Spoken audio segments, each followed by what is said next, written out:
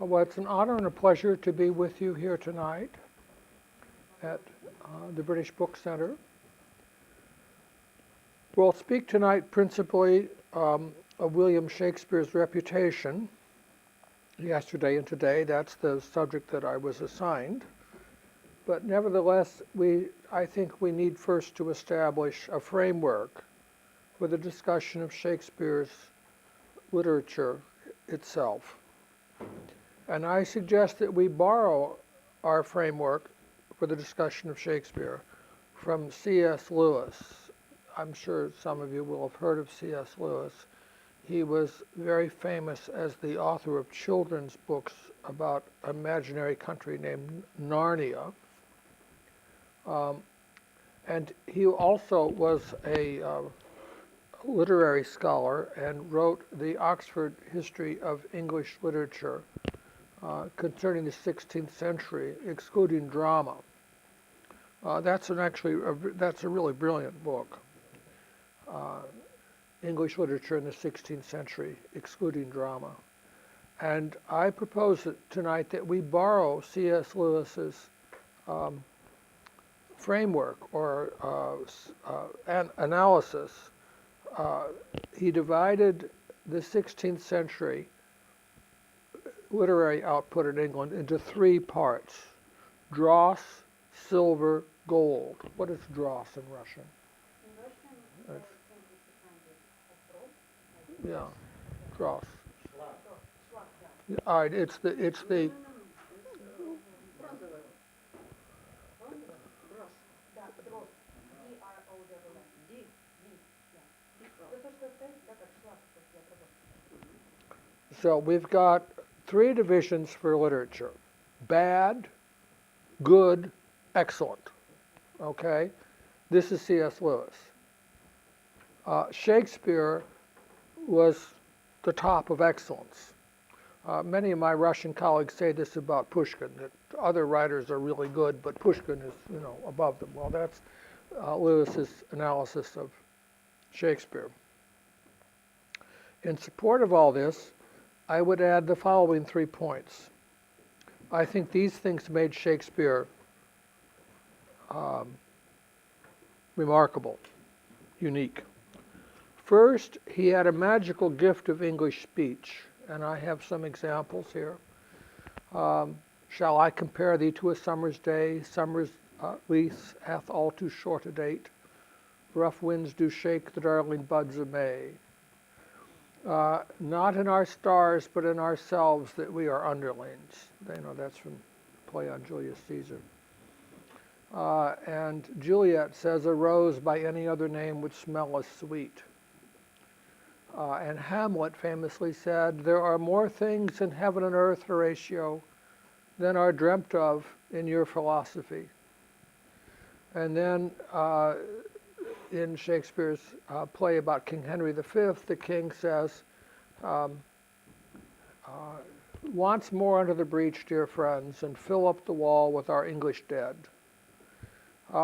Shakespeare was really, really a master of language.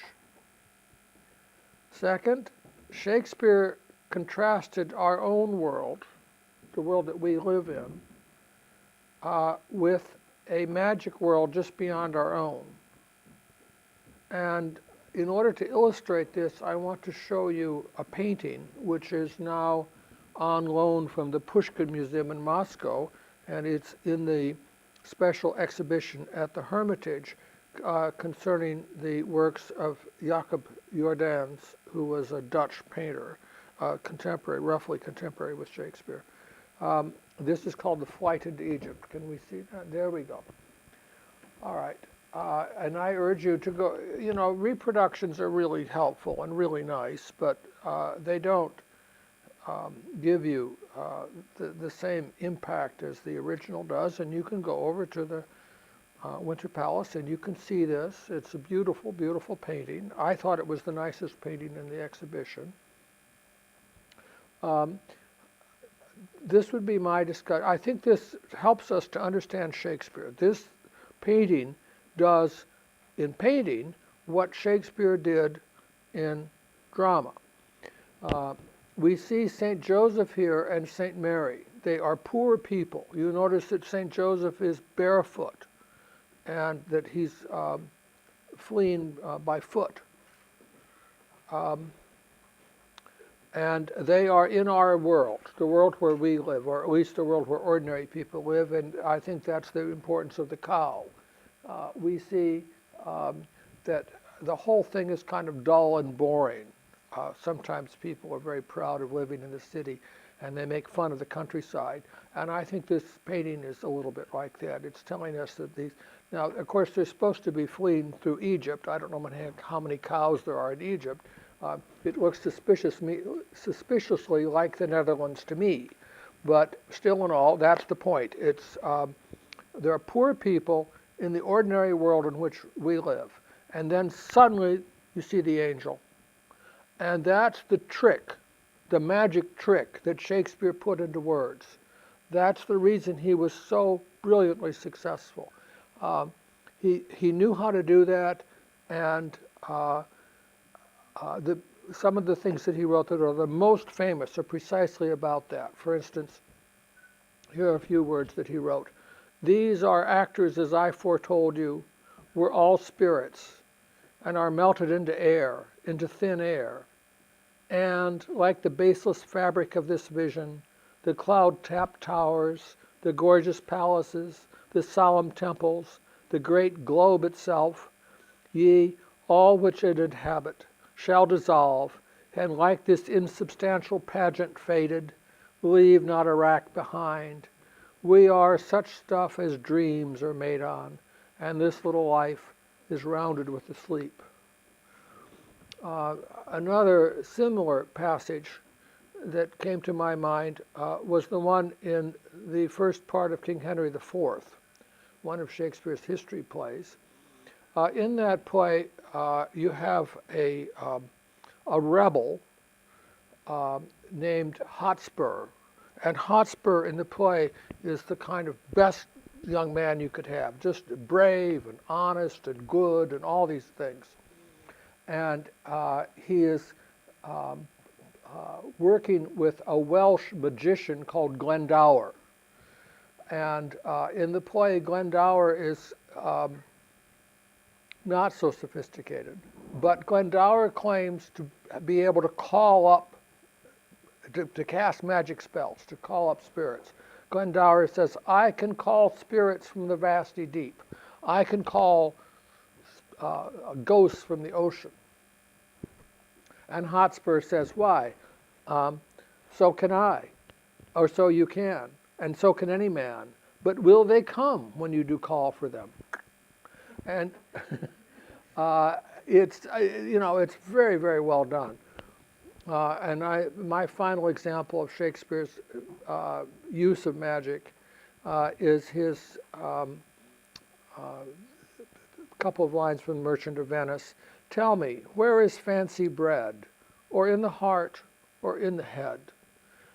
And that's the basis. So fancy, you have reason, fancy, and appetite. Fancy is the kind of intermediary faculty of the mind, which divides base appetite from superior reason. So fancy is likely to lead us astray, but at the same time, it's a very powerful emotion, and it's not clear whether it's of appetite or of the reason. Third, these are the three things I think that made Shakespeare so powerful as a writer. And the third one is that Shakespeare concealed his own views on religious and political questions because he spoke only through conflicting characters.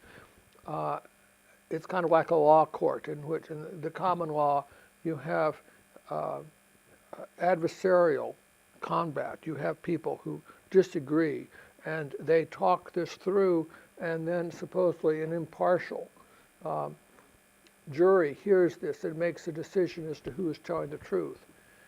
And in the same way, in Shakespeare, the audience sees these different characters and makes a judgment about them, but at no point are we told what that judgment ought to be. That decision is left up to us as viewers.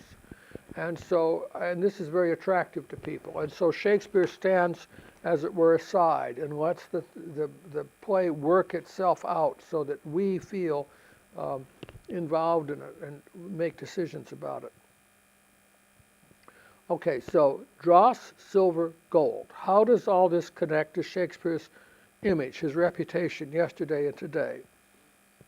I propose that we invert C.S. Lewis's analysis, and we can then apply the resulting system to analyze Shakespeare's reputation.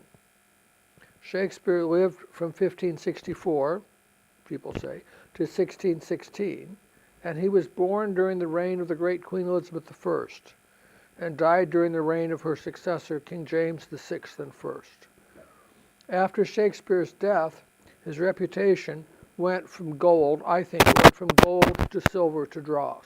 I think that the golden age of Shakespeare's reputation was from the 17th century until the 19th century. Shakespeare was then part of a living English popular culture. His plays were widely performed and even more widely known and more widely loved than when he lived. In proof of this, we can see that in 1740, a monument for him was installed in Poets' Corner in Westminster Abbey, which is a very high honor. But even more important, his collected works then ranked with the King James Bible, 1611, and the Book of Common Prayer, 1649, 1552, and 1662. And those three books, Shakespeare's works, the Bible, and the Book of Common Prayer, were the only books in many English homes. Now, I have a copy of the King James Version of the Bible in the just the New Testament. Nika, why don't you? Well, I'll pass these out. Here, that's the Bible. This is the Book of Common Prayer. You may look at this. These are very, very famous works. And for Shakespeare's plays to be a third in this trilogy is a remarkable achievement. Shakespeare's lines intermingled with lines from the Bible and with the Book of Common Prayer, so that many people could not tell which was which. And the three books formed an amalgam of standard English speech, a source of standard proverbs and common phrases, which were used and recognized throughout the English-speaking world. Often people would quote a phrase without knowing whence it came from. For instance, here's some phrases: for better, for worse, for richer, for poorer, in sickness and in health. For as much as it has pleased Almighty God to call unto himself the soul of our brother here departed, we here commit his body to the ground, earth to earth, ashes to ashes, dust to dust, and sure and certain hope. The prayer book also says in the evensong, the service for evensong, lighten our darkness, which is a wonderful phrase. And another famous phrase also from the evensong service is peace in our time. Give us peace in our time, O Lord. Many causes contributed to make the 18th century a golden age for Shakespeare's reputation. One cause was the strife with France. From the late 17th century forward, Britain successfully opposed French military dominance in Europe. When King Louis XVI died, the French king, he said in his deathbed that he had loved war too much. France dominated on land, but Britain won at sea, and by 1763, it had taken both North America and India from France. One of my favorite stories is that King George III confused the river Ganges with the river Mississippi. He was king both of India and of North America and couldn't quite keep them separate. As Britain and France fought great wars, French culture dominated Europe. That's true here in Russia. In the 18th century, sophisticated Russians spoke French. Tolstoy said that even sometimes Russians of very high station spoke French only and didn't speak Russian or didn't speak it very well. I believe it was the Emperor Nicholas I who changed the language of the council meetings from French to Russian. So in the 18th century, France was dominant as a cultural force throughout Europe. For instance, when Louis XIV, to quote him again, asked once, what was the great glory of his reign? The courtier replied, Sire, Molière. Molière was the playwright, the comic playwright. And so Louis XIV loved war, and he saw himself as, he called himself the Great. And he built himself a triumphal arch in Paris, which is still there. And yet, even his own servants thought that the great achievement of his time was the dominance of French culture and French literature. The English and the Germans alone resisted French cultural dominance in the 18th century. Now, I say the English, I don't, the Scots are not included in this. The Scots were, as now, they were culturally different from the English. And Scotland had always had, in the Middle Ages it had, a love of France and a close connection with France. The University of Paris had something like 6 rectors from Scotland, for instance. Scotland is a small country, but it had a lot of talented, educated men, and they had a strong connection with France. They do to this day. So it's the English who hated the French and resisted them in a cultural way, and the Germans. The English resisted French culture as they did French military. The English cultural resistance to France is interesting, but it is complex. And in my opinion, I wrote my PhD thesis on something close to this. In my opinion, French criticism of Shakespeare was a very important cultural factor in the 18th century in England, and it helped the English to develop a distinctive literary system or theory or culture. English defense of Shakespeare was central to British cultural life in the 18th century. The French began the conflict. The French writer Voltaire, who's very famous and who was a correspondent of the Empress Catherine and whose library is over in the National Library on Nevsky, Voltaire visited England in the early 18th century, learned English, or at least he thought he did, and he wrote a book called Les Lettres Anglaises, English Letters, which is very well worth reading. It's very interesting. If you're interested in 18th century England, it's a very good book to read. But he also, with all of his praise of England, condemned Shakespeare. Voltaire said that Shakespeare was an uncivilized and savage writer. Savage is an important word. In French, sauvage means the first stage of a series of cultural stages. So it's not a word of condemnation. It's more of a historical description. In other words, Shakespeare is primitive, uneducated, not sophisticated. That's what it means. In this condemnation of Shakespeare, Voltaire followed ancient Roman distinctions between the rustic and the literary. That's what I thought was so powerful about that Flight into Egypt painting. Can we see the painting of King Edward VI? Yes, yes.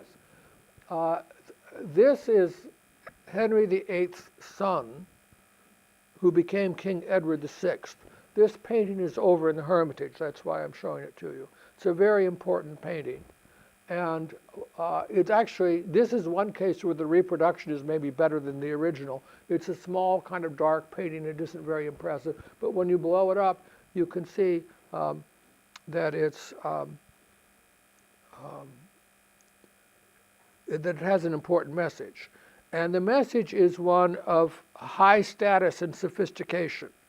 Here you have this little child, 10 years old, who is overwhelmed by his station.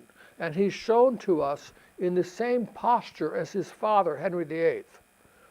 He's standing with his legs apart. We call I don't know what you call that here. We call this male spread in America. He's a little kid, but he's shown as though he's a powerful, important man. And he's dressed in the same clothes as his father. And so the Roman distinction is between literature and the rustic, and between the city and the countryside. Literature and the city are good and sophisticated, and the countryside is unimpressive. Not bad in a moral sense, it's just boring and stupid on the Roman model. Rome was an urban civilization. And so Voltaire echoed this. And Voltaire actually was following the great French literary critic Nicolas Boileau, whose works are very well worth reading. Boileau was profoundly influenced by the Roman poet Horace and by the Greek philosopher Aristotle. You may know that Aristotle gave a series of lectures, and by good fortune, a student wrote down the professor's lectures. And the students writing the notes have survived. And they became Aristotle's work on drama, on playwriting.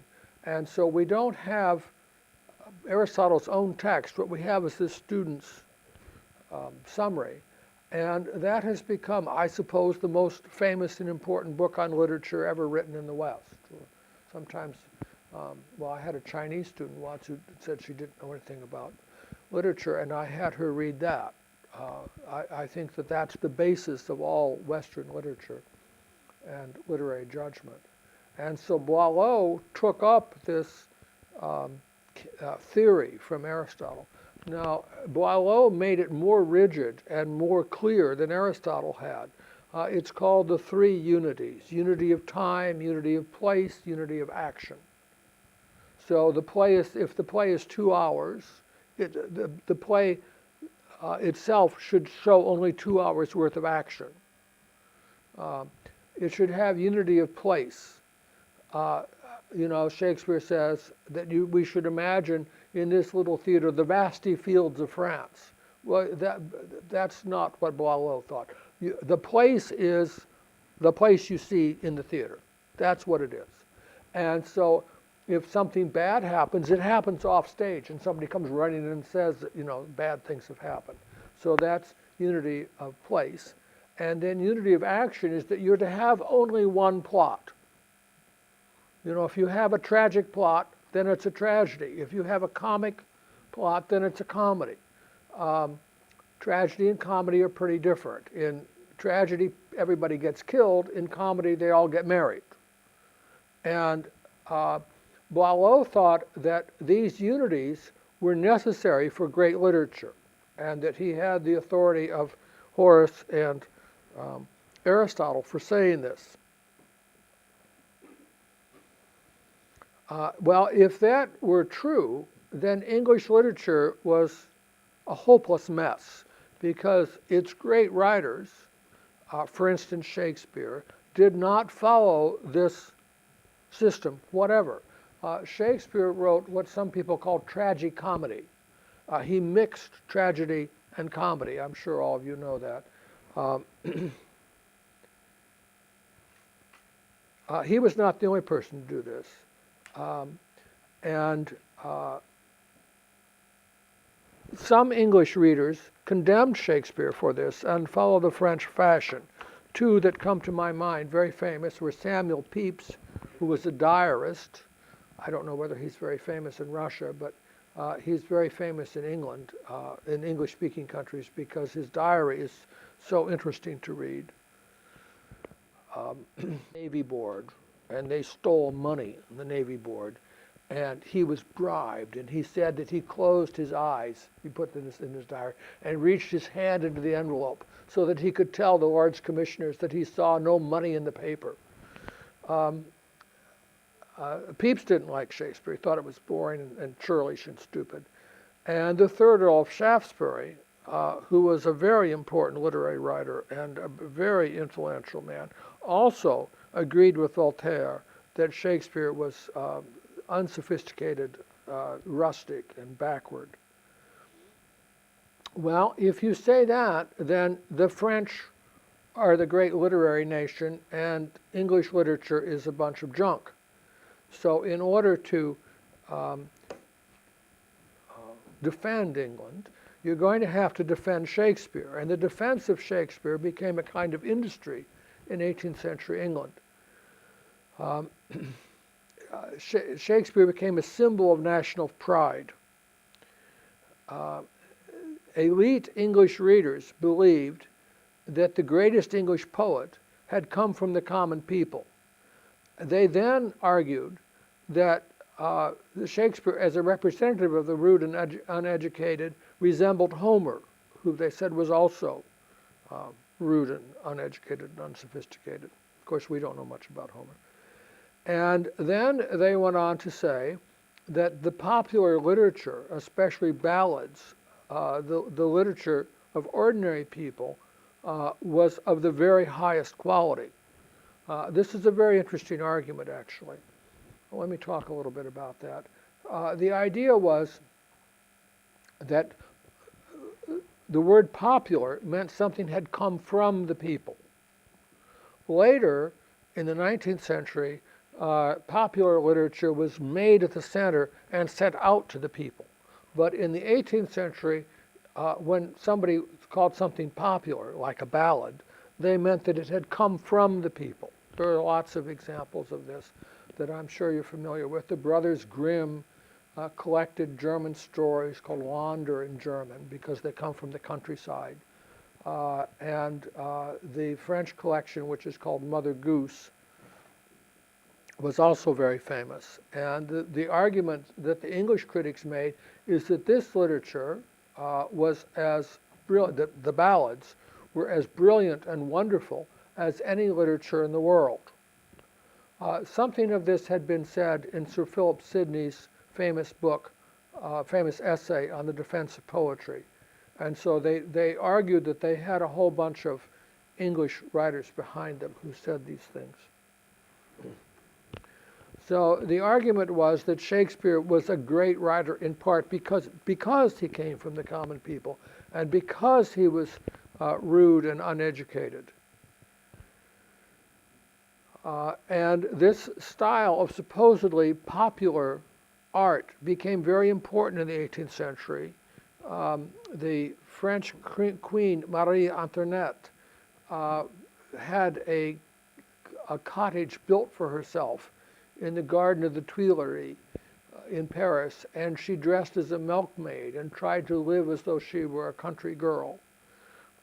This is the kind of thing that, it isn't that anybody would mistake her for a milkmaid. The point is that the ordinary people are a source of pure art and high literature. Another example of this came from Horace Walpole, who was the son of Sir Robert Walpole, who had been one of King George's principal ministers of state. And Horace Walpole wrote a book called Castle of Otranto, which he said was a manuscript that he had found, although in fact, of course, he wrote the whole thing himself. And this began a a literary tradition called Gothic, and very high-level literature came out of this Gothic tradition, and many people regarded, in the 18th century and early 19th century, regarded Shakespeare as a Gothic writer. Especially plays like Hamlet were altered a little bit to emphasize the ghost and other Gothic qualities, and were regarded as having been examples of the Gothic before Walpole's time.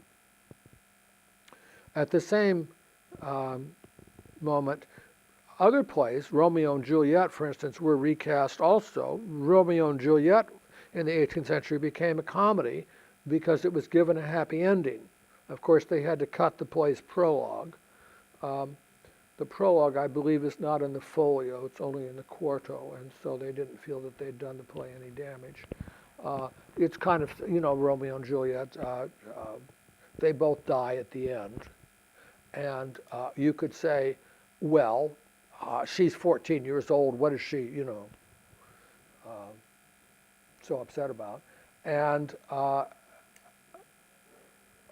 people didn't like having everybody die at the end, and so it was easy to make the play more bearable for the audience by making it making things work out. Now, my third argument here would be that for Shakespeare's image, the Silver Age was the 20th century, the age of scholarship. Scholars worked in the 20th century to rescue, as they saw it, Shakespeare's golden work from the base and foolish alterations made to it by 18th and 19th century drama people, theater people. 20th century scholars recovered the exact original wording of the plays, injured, as they thought, by unlearned printers. And scholars reconstructed the original spelling and pronunciation of every word. They recovered work which they offered up then as the fruit of high scholarship. Let us taste this 20th century scholarship. We begin with a few more lines from the occasional poems, showcased verse, songs and sonnets from the courts of King Henry VIII and his son King Edward VI. Richard Tottle published the miscellany in the last year of the reign of Queen Mary I. You got Henry VIII, Edward VI, whose picture we saw, then Edward's sister, Mary. English poetry flowered during the last years of the reign of King Henry VIII and during the reign of King Edward VI. And of this flowering, Tottle's book was a bouquet of the first blossoms. I would like to make 2 points. First, Tottle's book was a turning point in English literature. That's a quotation. Scholars say it was a turning point because some of the poems in Tottle's collection were, scholars say, medieval, while other poems broke the path for English poets to Renaissance poetry. Scholars have reached a consensus on these points, and they have made Tottle's book of poems famous. I take all this from Paul A. Marquis' recent studies in Richard Tottle's Songs and Sonnets. Now, to distinguish in this way between medieval and Renaissance is just a very polite version of what C.S. Lewis said. He said, dross, silver, gold. They're saying medieval and Renaissance. Medieval English, the medieval English language was a parochial patois, the vernacular dialect of a small and unimportant region before the 16th century. When I was a graduate student, I had to read most of the books which have survived from the reign of Henry VIII, and amongst them were reports from the Venetian ambassadors. The Venetian diplomatic service was the most famous in Europe, and the reports were really, really good. And the ambassadors said that England was a miserable, backward place where they used lard instead of butter, and the food was terrible, and it was cold, and people were ridiculous, but they were very proud of themselves and thought it was the best place in the world. And they thought that it would be better to die than to go out of England. This is what the Venetian ambassador said. And so that's what we're dealing with here. You have a shift to an English attitude which mixes English poetry with Italian and French poetry. And the result was, in total, an English which became a medium for high-quality Renaissance European poetry. Silver. Dross, silver. And you may say European. Was English poetry European? Can we go to this State Russian Museum stuff? Yes, that's it. I'm a big proponent of the State Russian Museum. Have wonderful, wonderful exhibits. And they have an excellent exhibition now, which they call the Autumn of the Russian Middle Ages. I think you should consider visiting that. The museum's notes on this exhibition say that Russian icon painting became more personal at the end of the Middle Ages. These notes echo a very famous book by a Dutch historian named Johann Huizinga, murdered by the Nazis, called The Autumn of the Middle Ages. This book is about 100 years old. You can read the book in English for free online. I have the reference here. If you just search for Autumn of the Middle Ages, it'll pop up. It may be, I'm sure it's been translated into Russian. The scholarly argument from Huizinga is that the medieval period was one of great danger and uncertainty. Can we see that painting of Edward VI again, please? Yeah, there it is. And I think this painting, this is not a medieval painting. This is made in Edward's lifetime, but before 1553, but when he died. But it's a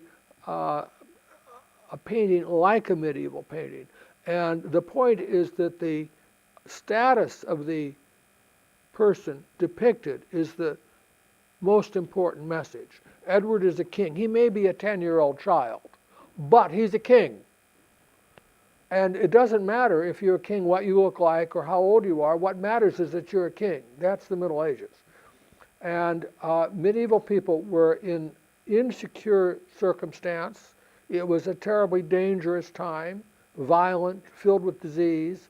In consequence, medieval art constantly depicts rich, secure, stable people of high status, like the king.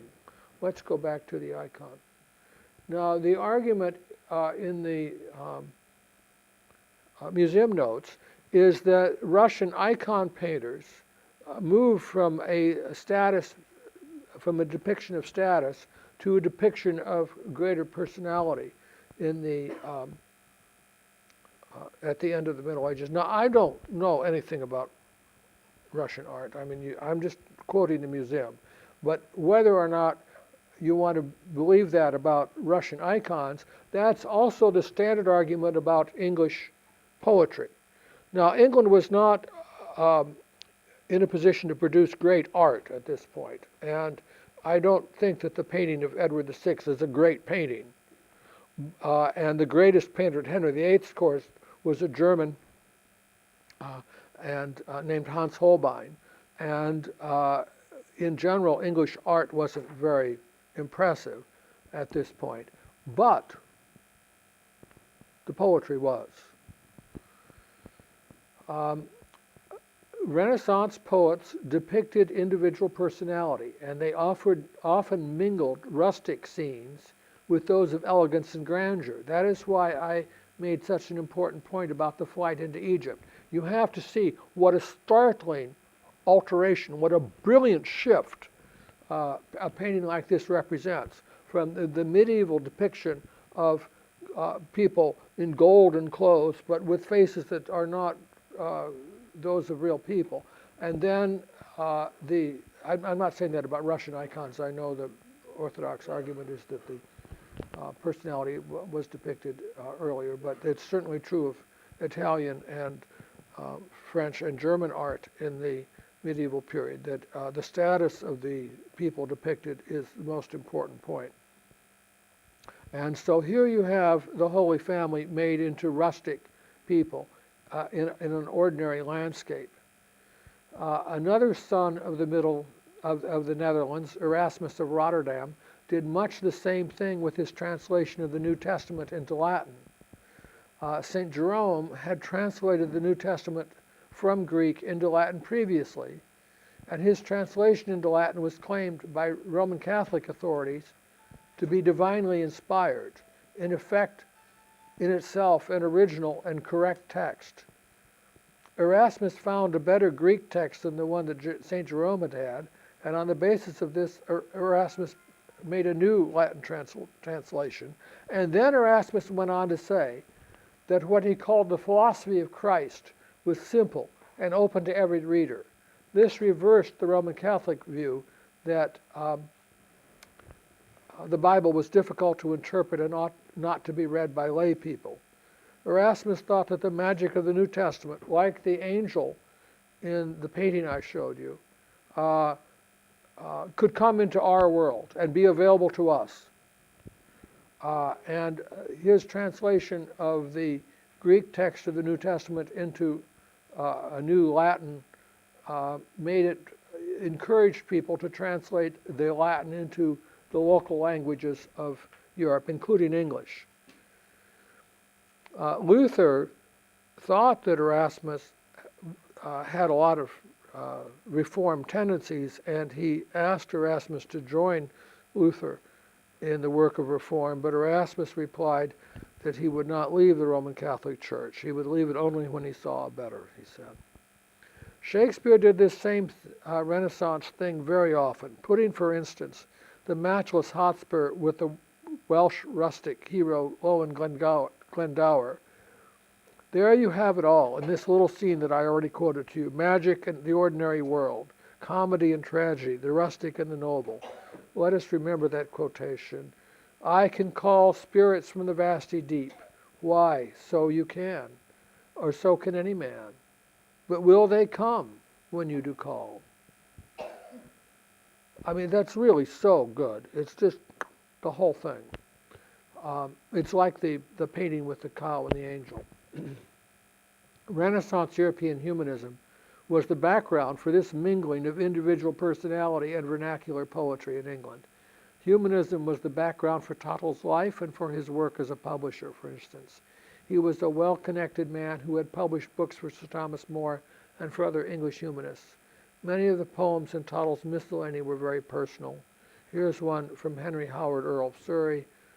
When raging love with extreme pain most cruelly disdains my heart, when that my tears are as floods of rain bear witness of my woeful smart, when sighs have wasted so my breath that I lie at the point of death. It's very personal. I suggest that Lewis is right. It's silver. It's not Shakespeare. But it's a big change from the previous kind of poetry. Now, I argue to you that 20th century Shakespeare was the silver age of Shakespeare's reputation. The 20th century scholarship was the silver age of Shakespeare's reputation. And in this connection, I would like to discuss the career of my own mother, Marian Taylor. She was a professor of English literature and a specialist in Shakespeare. My mother wrote many books and articles on Shakespeare. I donated one of her books here to the British Book Center. Here it is. She wrote this book as a result of a visit here to what was then Leningrad. She became convinced that the original, Shakespeare borrowed everything. The saying is that minor poets borrow, great poets steal. And he stole just everything. I mean, the plot for Romeo and Juliet is stolen directly from a poem by somebody named Brooke and so on. It's all there.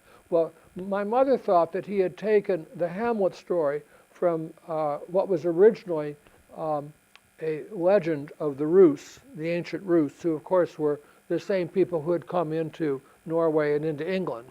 And she pointed out that Hamlet's father is dead, and yet it's normal for his mother to marry the father's brother and for the brother to become king. We saw the young boy. That was not the succession system in England. or I suppose in Denmark, but it was the ancient system because, of course, you couldn't have a 10-year-old boy being the king. A king had to be, able to fight and able to rule. And so you see in this, in Shakespeare's play, the mixture of very old materials with very new materials. And she came here and found documents which she used to write this book and publish the book.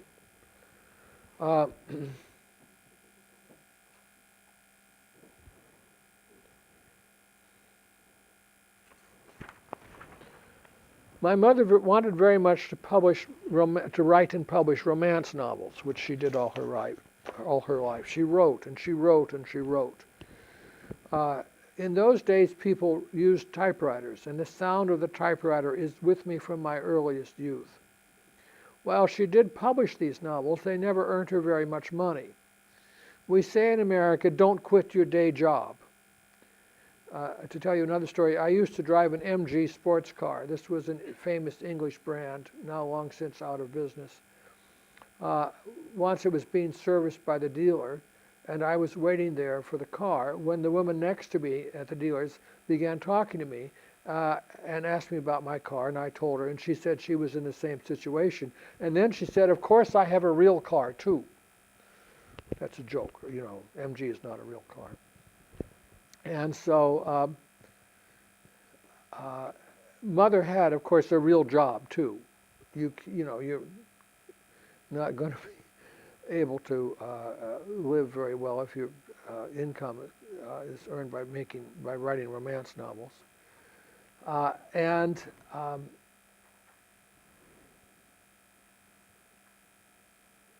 Her family, she came from a family which had not had very much money, and she had to earn her own money to go through graduate school and get a PhD. She did that by waiting tables in a restaurant. And then she got a PhD, and she managed to get a job teaching Shakespeare. She taught first at what is now Illinois State University, and then at Southern Illinois University, from which she retired.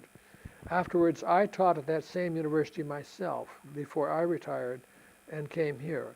I would like to express my gratitude to the state of Illinois, which supported my mother and me for most of my life. I never wrote a novel, but I know how it is done when it is done well. You should first choose a plot. You cannot invent a plot because every possible plot has already been invented, and every one of them is in a reference work called master plots. I checked on the internet a few days ago when I was writing this essay to see whether this famous book is still in print, and it is available. And the reference I found that came up on the internet was to the library of the American University of Suraj. I've never been to Suraj. I like to think of some eager young student studying at that university and working late at night in the library, perhaps writing romance novels. In connection with my mother, let me mention one more work of recent Shakespeare scholarship. A lawsuit brought by a man who claimed that his father-in-law never paid the dowry which the father-in-law promised him. What's dowry in Russian?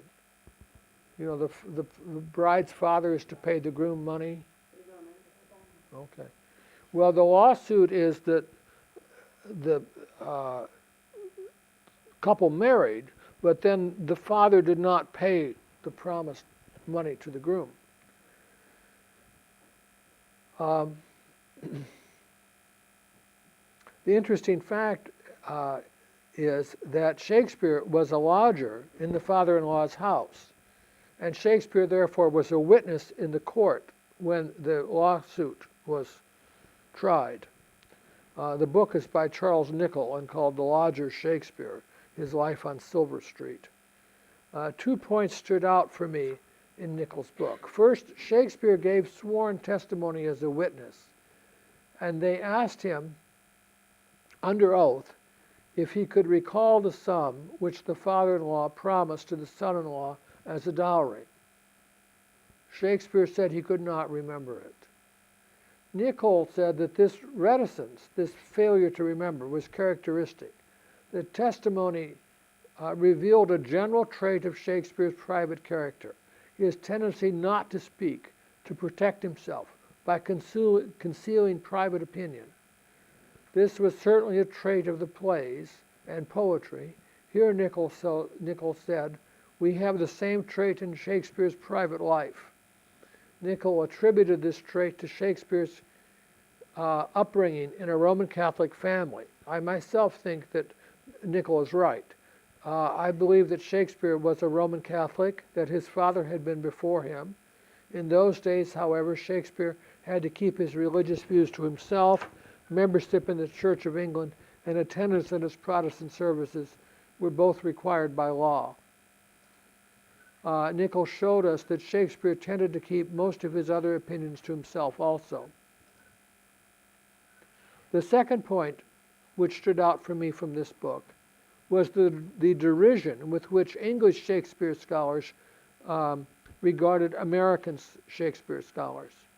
Nicholl used original court documents, which were first found by two American scholars 100 years ago.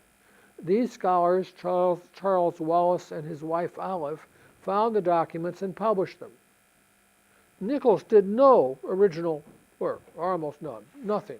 He just found all his stuff in these, and the Wallaces did a lot of really hard detective work. They went through these massive piles of court records and found stuff by Shakespeare. I mean, wow. What Nichols did usefully record was the dismissive and humiliating attitude of leading English scholars of the time toward the Americans in their work. The Americans taught at the University of Nebraska, and they published their findings in a Nebraska journal. The English found that very funny. Let me remind you that my mother and I taught at a similar university in Illinois, which is not all that far from Nebraska.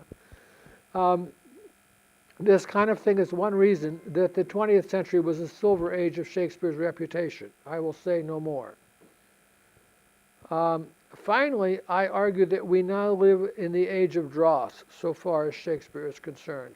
The English language has changed, making Shakespeare's work no longer accessible to most ordinary English-speaking people.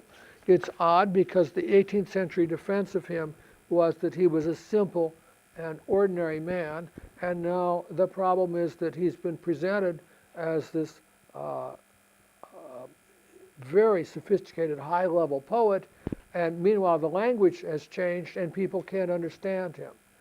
They don't understand the vocabulary. My Russian students are better able to read this material than the American students at the university when I retired. If you don't read Shakespeare in the original, there is no magic. I myself would not read Shakespeare if this was all I had to read. Shakespeare is now therefore little regarded in popular culture, nor is he any longer such a revered object of scholarship. At the University of Illinois, they did not replace me when I retired as a British historian. They hired some other kind of historian. And I doubt that they have anyone now teaching Shakespeare either. And I would like to give you an example of the kind of translation that people do of Shakespeare's work. Here's Shakespeare's original line. This is I quoted it already. "Tell me, where is fancy bred, or in the heart, or in the head? How begot, how nourished?" And this is the translation. "Tell me, where our desires come from, the heart or the head? How do they start? How do they grow?" Well, you know, reply, reply. And then the translation is answer, answer. "It is engendered in the eyes, with gazing fed, and fancy dies in the cradle where it lies. Let us all ring fancy's knell, I'll begin it, ding dong bell." Love starts in the eyes is the translation, and it grows with gazing, and it dies in the cradle where it lies. Let us all sound love's death knell, I'll start. So I think that Shakespeare is not widely read or widely regarded in the English-speaking world anymore, unfortunately. But they're still paying my pension, which is good. All right, well,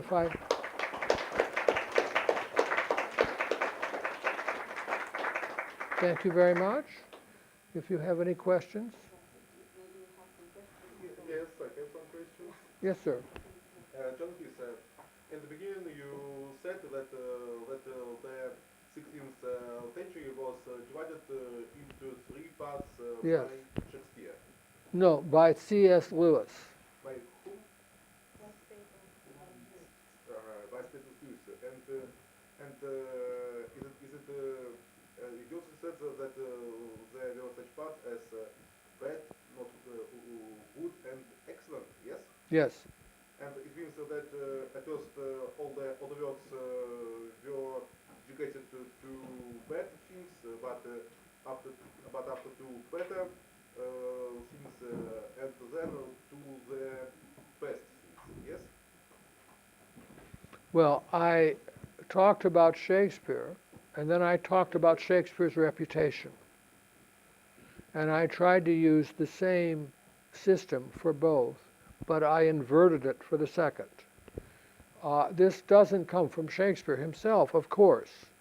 The argument is that a book like Toddle's Miscellany, which is a collection of poems by different authors, combines both bad poetry and this better, advanced European Renaissance poetry. This is not my argument. I took this from the scholarship.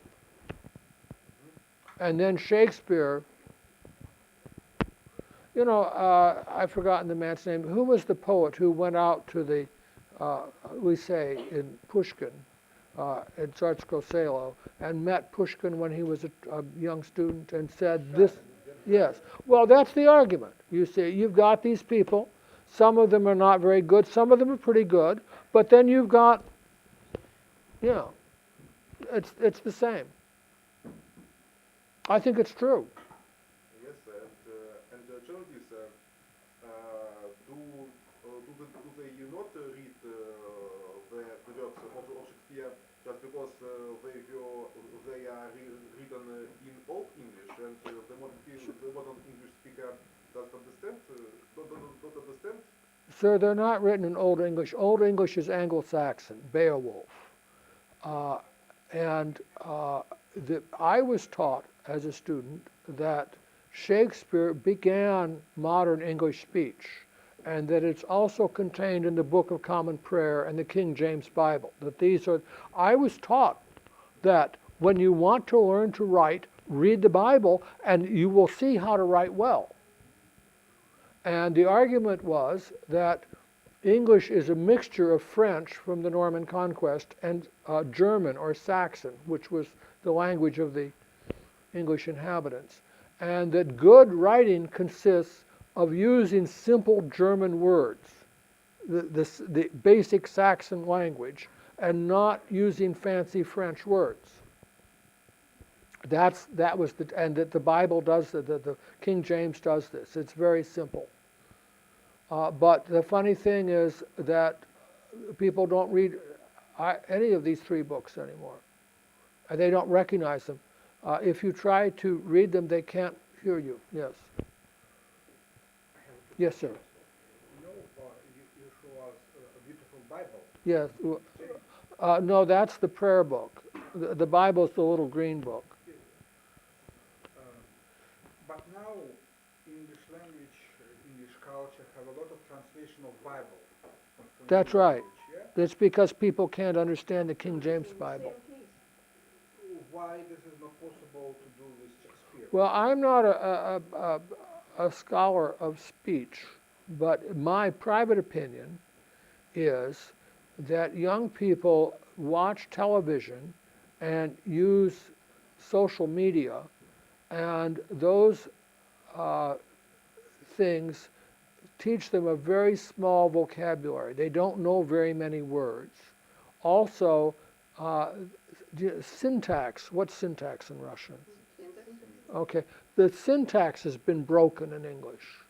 And so English-speaking people now just choose hunks of words. They just choose set phrases. They don't choose every individual word. And so it's hard for them to understand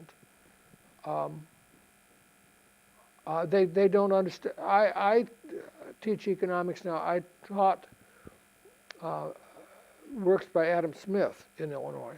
And you may know that Adam Smith wrote a book called Theory of Moral Sentiments, which contains maybe the most famous phrase in all of economics, the phrase about an unseen hand. And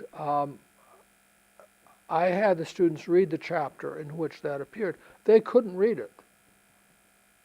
And I teach the same course here at the university. The Russian students can read it, but the American students couldn't. Well, I think Russians study English as a foreign language, and they learn a better level of English than Americans do, you know, reading Facebook and watching their mobile phones. But America have a good economy, Russia not. Well, I'm glad to have that information.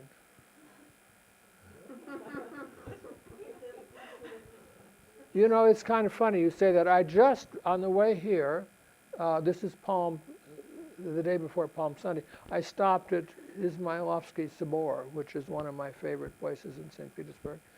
I used to live over here, so I was close to it. And of course it burned, and now it's been restored. And the church was just packed full of people. And the people they look like normal European people, very prosperous, very polite, well-dressed, buying candles. So I think that it's hard to make generalizations. American economic life is good for some people, but it's not. It's been very good for me, but it's not good for everybody.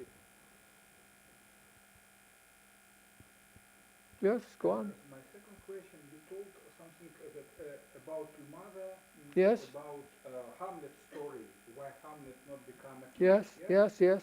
And this is the answer, because why Hamlet not become a king, or this is it's too open? Well, I don't want to myself start discussing Hamlet, which is, you know, it's endlessly discussed. So you're welcome to make any judgment you wish.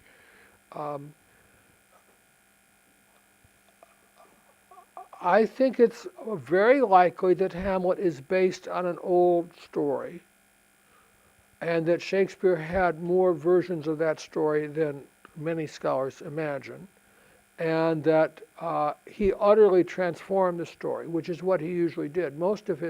Almost all of his plays are based on some earlier story. And this is the way to write a novel. You go to the library, you find the plot, then you put in your own characters. You see, you can't invent a plot, you have to invent the characters. And so that's what Hamlet does. I think it's very hard to know what to think about Hamlet.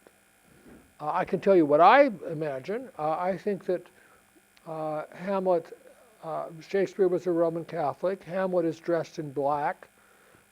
He's just come from Wittenberg, which of course was Luther's university. He's shown to us kind of like Falstaff as a Protestant. And he's crazy, and he's dangerous. Professor, do you know what kind of education did William Shakespeare have? He went to the grammar school in Stratford. And his friend Ben Jonson said Shakespeare had a little Latin and less Greek. Now, my mother thought, you know, there are these missing years in Shakespeare's life. My mother thought that Shakespeare had actually been to Italy. Everybody agrees that Shakespeare was close friends with Italians in London, and there's all kinds of Italian stuff in his work. My mother thought that he'd actually been there.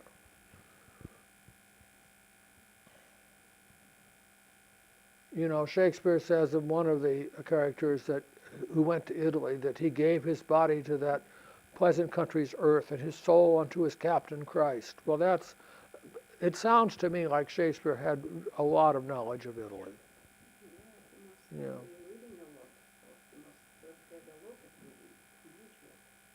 Well, Italy's not that far away from England. You know, once you cross the channel, it's not that hard to get there.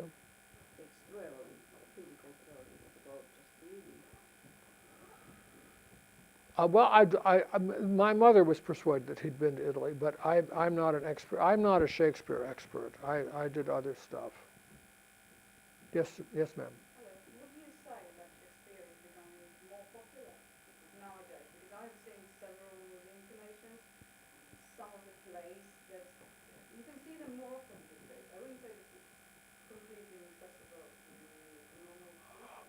Well, the odd thing is, I think that the English-speaking, this English culture, of which I just gave a little history, this culture of the Bible and the prayer book and Shakespeare and England as a democratic country, all this stuff, this is more accessible in places where English culture is marginal.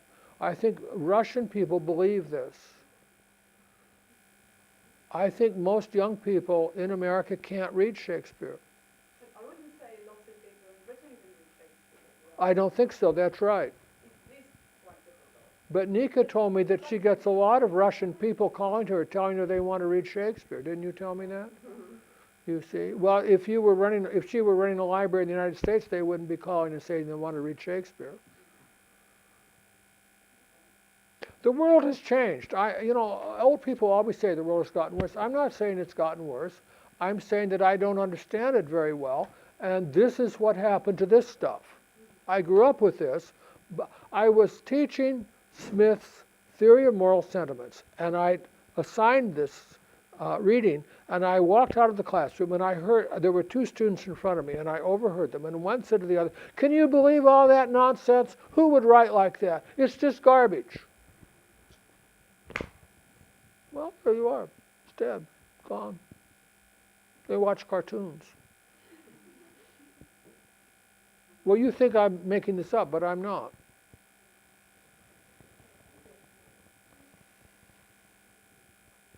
Yes.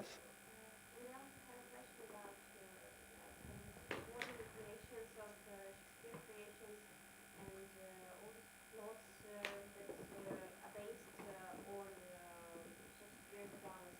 So, do you personally think that all the modern stuff that is created based on Shakespeare creations, don't you think that it is a bit oversimplified or something like that?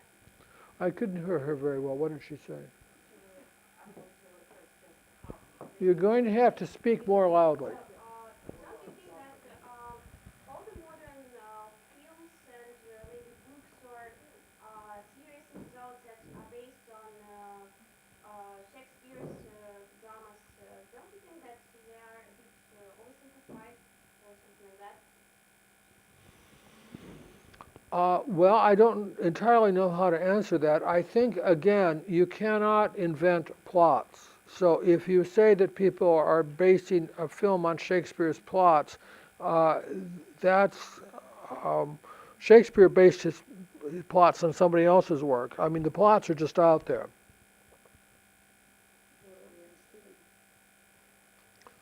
So I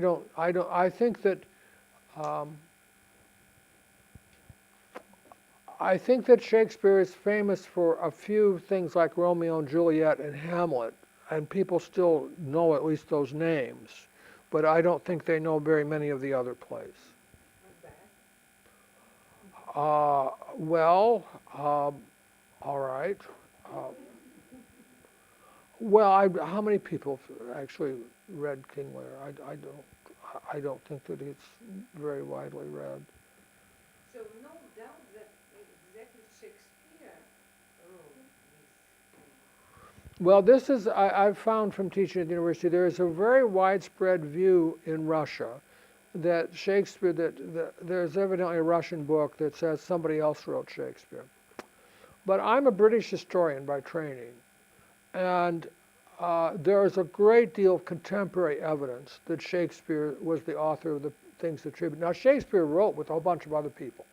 He probably had all kinds of help. Christopher Marlowe helped him. Other people helped him. Somebody named Middleton helped him at the end. All this. Shakespeare was a working playwright. He wasn't a scholar, yes, people helped him, but the idea that he was a fraud or a mistake and that somebody else secretly wrote, that's all, no English-speaking scholar believes that. It's not a creditable view. I know it's very popular in Russia, but sometimes Russians get the English-speaking world right and sometimes they get it wrong. I don't think that William Shakespeare was born in Stratford. went to grammar school in Stratford. We know who his parents were. We know who his wife was. We know who his friends were. John Aubrey says that, you know, Shakespeare's father was a glover, made gloves. What are gloves? Yeah. Yeah. And of course that involves using leather. And when Shakespeare was a boy, he had to kill the cows in order to get the skin to make the leather. And Aubrey says that Shakespeare, as a child, would give a big tragic speech before killing the cow and so on. Well, this is all very believable. I mean, you know, this is eyewitness evidence. Sir William Davenant went around telling everybody that he was Shakespeare's illegitimate child. I don't know whether that's true or not. It's not very credible to Davenant's mother, but it's an indication that Shakespeare's name was very highly valued by people at the time. He played before the Queen. That's as good as it gets. You know. And why do you think his significance is getting decreased nowadays? I think that England is a post-Christian country. This whole English culture of Shakespeare and the Bible and the rest of it, it's all gone. Young people have no knowledge of it and no interest in it. I was in the Art Museum in St. Louis, not too far from where I used to teach, and there was an Italian painting of the crucifixion, you know, cross, Roman soldiers. And these teenagers were standing in front of it, and one of them said to the other, "What had he done?" Well, I mean, you know. Harry Potter is more important, really. Well, I'm not trying to criticize things. I used to live in Japan. The Japanese think we're all Christian because in Japan you can be Buddhist and you can be Confucian, the culture is what's important. And so I think in that sense we're all heirs of Shakespeare and Pushkin and so on, but that doesn't mean that young people read Shakespeare very much.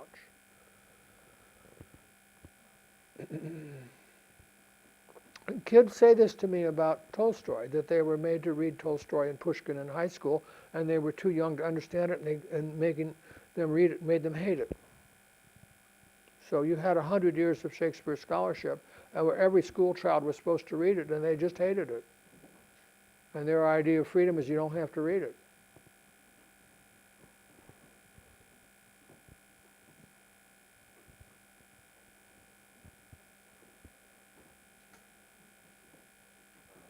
Yes, sir. I have a question regarding English language. Don't Yes? you think that English language was sacrificed at the altar of globalism in order to have become a language for this globalized youth? Yes. Well, 25% of the population of the world, which is above 7 billion now, speaks some kind of English. And English-speaking people are aware that many people speak English, although they are not native speakers of English. And English-speaking people have become tolerant. Russians are not tolerant. I have not tried to learn Russian because every time I try to learn Russian, I get immediately corrected. You know, there's absolutely no tolerance for any kind of... It's a hell. So there's no reward for... But if you speak a little bit of English, English-speaking people will try to work along with you, you see. And so that's affected the language. It's a poor, broken, worn-out, broken language.